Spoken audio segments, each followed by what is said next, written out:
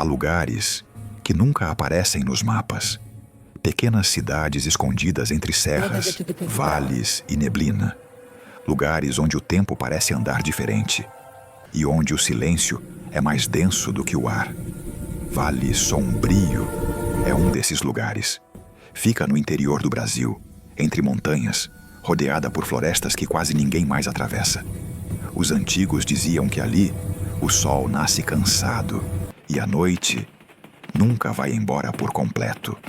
Pouca gente conhece a cidade e os que conhecem preferem não falar. Foi por acaso que eu encontrei os registros. Um arquivo antigo, esquecido em um servidor público, com o nome Vale Sombrio 1978 Investigações. Eu achei que fosse apenas mais um caso arquivado, um crime comum, um acidente, talvez. Mas logo percebi que não era nada disso. Dentro do arquivo havia fotos, relatórios da polícia, recortes de jornal e gravações, áudios sem identificação. Gravações feitas por alguém que esteve lá antes de tudo desaparecer. Quando comecei a ouvir, foi como se a cidade me chamasse. E quanto mais eu ouvia, mais eu tinha a sensação de que algo ainda estava vivo lá. Vale Sombrio não aparece em guias de viagem, nem nas buscas por satélite. Mas há ruínas, casas abandonadas, restos de um cemitério sem nome e uma estrada antiga que desaparece na mata. A primeira menção à cidade que encontrei vem de um censo de 1924. Dizia que viviam ali 143 pessoas. Nenhum registro posterior. É como se, em algum momento, a cidade tivesse sido apagada. Mas há uma coisa que aparece em todos os documentos. Um nome, repetido, riscado, escrito de novo. Instituto Serra Clara. Ninguém explica o que era. Escola, hospital, orfanato. As versões variam, mas todos os relatos coincidem em um detalhe. As pessoas começaram a desaparecer depois que o Instituto abriu as portas. Um jornal de 1962 menciona o caso de uma menina, 13 anos, desaparecida no caminho da escola. O corpo nunca foi encontrado. O que chama a atenção é a foto que acompanha a matéria. Atrás da menina, uma construção branca, grande, com janelas tapadas por tábuas. A legenda dizia: Instituto Serra Clara, Vale Sombrio. Mas o instituto oficialmente nunca existiu. As tentativas de contato com ex-moradores falharam. Alguns nomes localizados em registros antigos foram cruzados com cadastros atuais. 3 deles, mortos em datas próximas, todas por causas naturais, todas sem autópsia. Há um silêncio estranho em torno desse lugar, como se algo tivesse sido arrancado da memória coletiva. Mas os áudios que encontrei provam que alguém esteve lá. O primeiro deles, datado de 1978, começa com o som de passos na terra molhada, o vento passando por folhas secas e uma voz, baixa, cansada, dizendo apenas: eles não foram embora. Depois disso, ruído, um estalo e silêncio. A partir desse ponto, tudo muda. As investigações mostram que, em meados dos anos 70, um grupo de jornalistas independentes foi até Vale Sombrio para apurar relatos de atividades ilegais no Instituto. Nenhum deles voltou. Apenas um gravador foi encontrado, enterrado próximo a um poço seco, junto com fragmentos de filmes queimados. Os laudos descrevem imagens impossíveis de identificar, mas há menção a figuras humanas, ou algo parecido. A fita termina com uma frase quase sussurrada: se você ouvir isso, não venha. Por muito tempo, o caso ficou esquecido. Até que, em 1993, um novo morador foi encontrado morto na região, sem sinais de violência, mas com marcas nas mãos, como se tivesse cavado, com unhas. Os peritos disseram que ele estava tentando sair, mas ninguém soube dizer de onde. Foi quando percebi que não se tratava apenas de uma história antiga. Vale Sombrio ainda existe.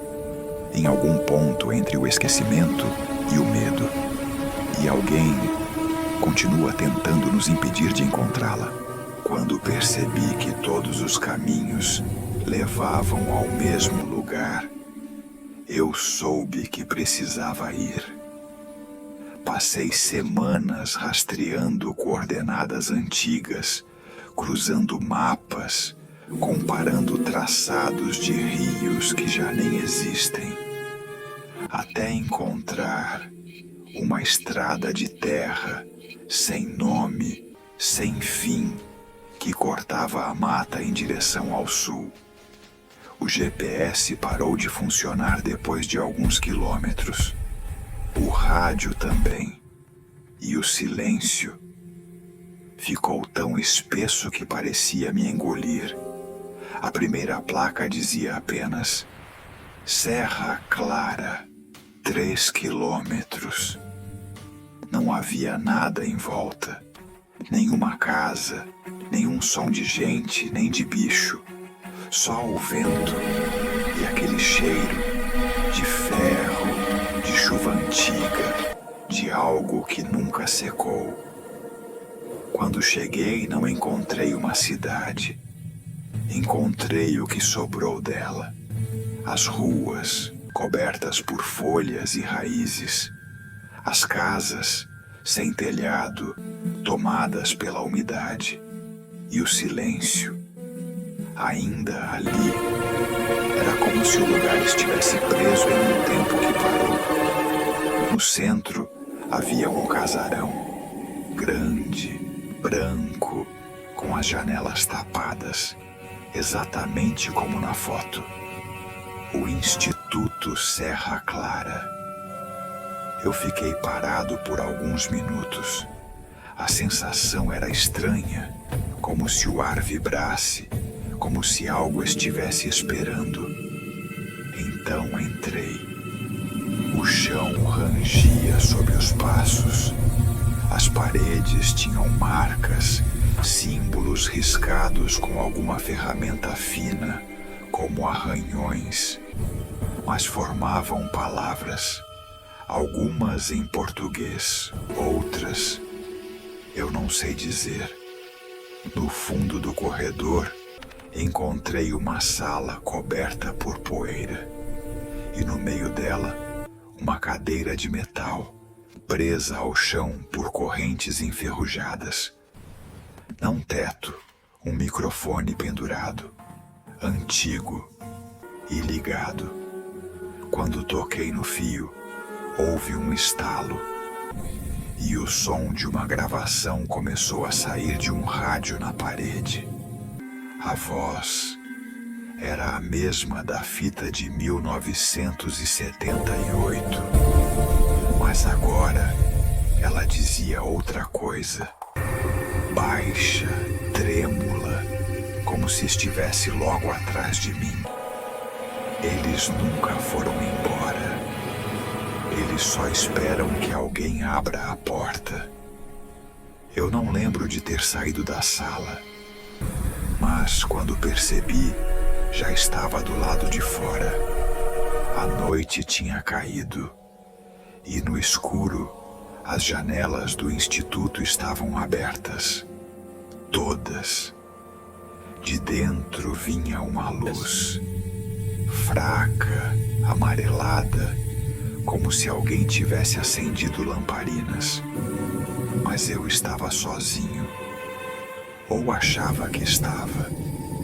No dia seguinte, quando voltei ao carro, encontrei marcas de barro na lateral, marcas de mãos, pequenas, secas, como se fossem antigas demais para ainda estarem ali.